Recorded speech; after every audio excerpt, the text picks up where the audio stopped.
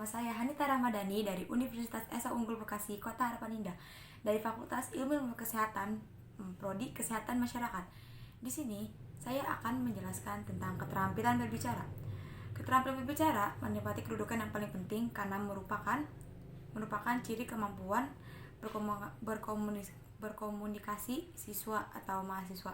Jadi untuk semua siswa harus tahu keterampilan berbicara itu kayak apa. Jadi apa sih keterampilan berbicara itu?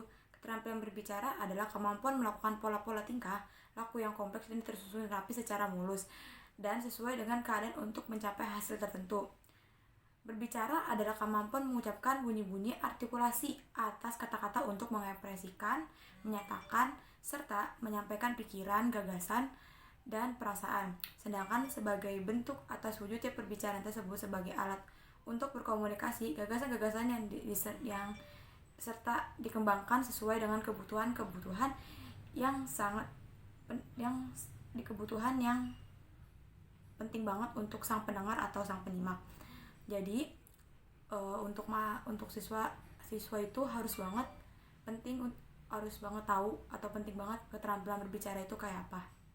Selanjutnya dikatakan bahwa berbicara merupakan bentuk perilaku manusia yang dimanfaatkan faktor fisik, neurologis, semantik, dan linguistik secara ekstensif sehingga dapat dianggap sebagai alat yang sangat penting untuk melakukan kontrol sosial.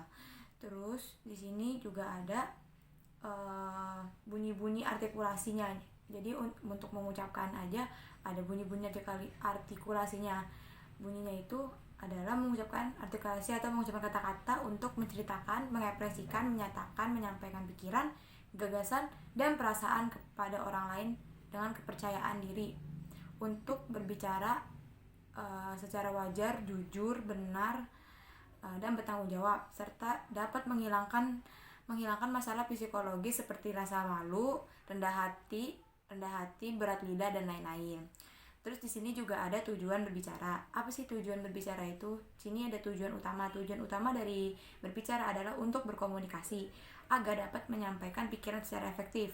Terus juga ada tujuan berbicara merupakan hal yang sangat penting untuk ditentukan sebagai seorang pembicara, memaparkan gagasan. Tujuan berbicara merupakan pedoman bagi pembicara untuk membangun, mengemas, dan menyampaikan idenya untuk sebuah pembicaraan tertentu. Di sini juga ada ciri-ciri tujuan. Jadi tujuan itu dibagi, ada berbaginya. Jadi tujuan berbicara yang dimaksud itu adalah ada informatif.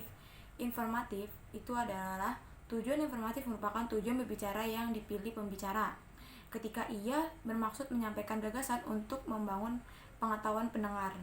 Tujuan ini selanjutnya akan lebih sempurna jika bukan hanya bersifat informatif melainkan komunikatif, yaitu terjadinya timbal balik atas gagasan yang disampaikan pembicara dengan respon yang dihasilkan pendengar.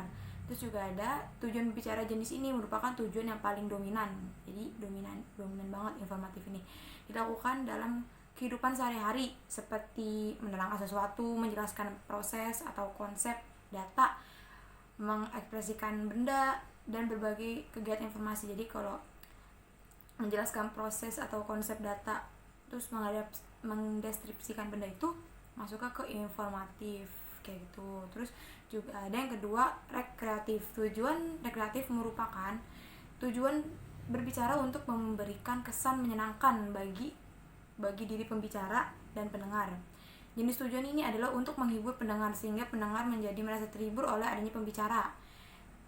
Penghibur. Pembicara semacam ini biasanya terbentuk lawakan, guyonan, atau candaan. Jadi kalau misalnya ada teman kalian yang kayak lawak atau lucu-lucu, jadi buat kita yang denger itu kayak seneng, itu tuh dia masuk ke rekreatif ya. Jadi kayak gitu. Di sini yang ketiga juga ada persuasif. Tujuan persuasif merupakan tujuan pembicara yang menekanannya daya bujuk sebagai kekuatannya.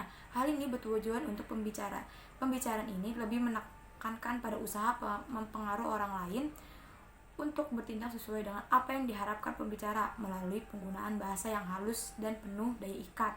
Tujuan pembicara jenis ini banyak digunakan oleh seseorang kegiatan kampanye, propaganda, penjualan, dan lain-lain. Jadi kalau misalnya kayak sering lihat yang kampanye gitu, pasti kan kayak membujuk, kayak kampanye ayo pilih ini, kayak coblos ini. Jadi itu maksudnya ke persuasif. Yang keempat ada argumentatif. Tujuan argumentatif merupakan tujuan berbicara untuk meyakinkan pendengar atau gagasan disampaikan oleh pembicara. Ciri khas tujuan ini adalah menggunakan alasan-alasan rasional di dalam bahan pembicaraan yang digunakan pembicara. Jadi kayak gitu. Di sini juga ada manfaat keterampilan berbicara. Jadi keterampilan berbicara itu juga ada manfaatnya.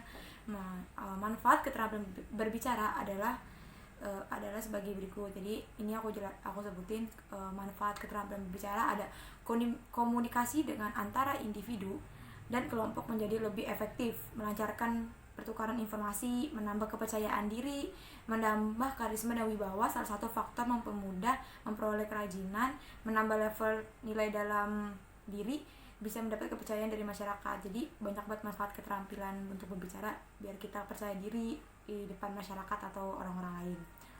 Terus juga ada di sini juga ada hal yang harus dikuasai dalam keterampilan berbicara. Apa sih hal-hal yang harus dikuasai dalam keterampilan berbicara? Di sini juga ada prinsip-prinsip pembelajaran berbicara. Prinsip-prinsipnya itu ada pembelajaran berbicara harus ditujukan untuk membentuk kematangan psikologi anak dalam hal berbicara. Yang pertama. Yang kedua ada pembelajaran berbicara harus melibatkan anak secara langsung berbicara dalam berbagai konteks. Yang ketiga, pembelajaran berbicara harus dilakukan melalui pola pembelajaran interaktif. Jadi kayak gitu. Terus juga ada jenis-jenis berbicara. Di sini jenis-jenis berbicara ada 5 macam jenis. Jadi di sini ada jenis berbicara berdasarkan situasi pembicara. Berdasarkan situasi pembicara dibedakan menjadi berbicara formal dan berbicara informal. Berbicara informal meliputi pertukaran pengalaman, percakapan, penyampaian berita, pengumuman, teleponan, dan memberi petunjuk. Jadi kalau misalnya itu informal kayak bertukar cerita kayak gitu. Kalau pembicara formal informal meliputi kayak ceramah, perencanaan dan penilaian, wawancara, debat, diskusi bisa, dan bercerita dalam situasi formal. Ini juga ada jenis berbicara, tujuan pembicara. Jenis berbicara berdasarkan tujuan pembicara. Di sini dia ada 5. Umumnya itu ada 5. Yang pertama berbicara untuk menghibur, yang kedua berbicara untuk menginformasikan, yang ketiga berbicara untuk menstimuli atau mempengaruhi, yang keempat berbicara untuk meyakinkan, dan kelima adalah berbicara untuk menggerakkan. Di sini juga ada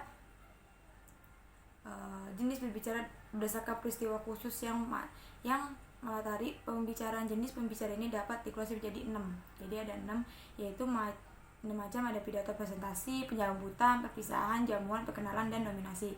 Ini menurut peristiwanya ada 6 macam tadi yang saya sebutin. Terus juga ada faktor. Di sini juga ada faktor-faktor yang mempengaruhi kemampuan berbicara. Jadi kemampuan berbicara itu juga mempunyai faktor-faktornya, yaitu ada kepekaan terhadap fenomena. Kepekaan terhadap fenomena itu, faktor ini berhubungan dengan kemampuan berbicara untuk menjadikan sebuah fenomena sebagai sumber ide. Seorang berbicara yang baik akan mampu menjadikan segala sesuatu yang ada di sekitarnya, walaupun kecil apapun, sebagai sumber ide. Jadi kayak gitu. Terus yang kedua juga ada kemampuan kognisi dan imajinasi. Kemampuan ini berhubungan dengan adanya dukungan kognisi dan imajinasi pembicara. Yang ketiga juga ada kemampuan berbahasa. Nah, kemampuan berbahasa merupakan kemampuan berbicara mengemas ide dengan bahasa yang baik dan benar. Dalam kaitannya dengan faktor bahasa, pembicara yang baik hendaknya menguasai benar seluruh tataran linguistik dari fonem hingga semantik pragmatik, sehingga ia akan mengemas ide tersebut secara tepat makna dan tepat kondisi. Jadi itu ada faktor-faktornya. Terus juga ada prosedur pembelajaran berbicara. Jadi pembelajaran berbicara juga memiliki prosedur. Pembelajaran bicara yang baik adalah pembelajaran berbicara yang berdasarkan pada proses berbicara itu sendiri.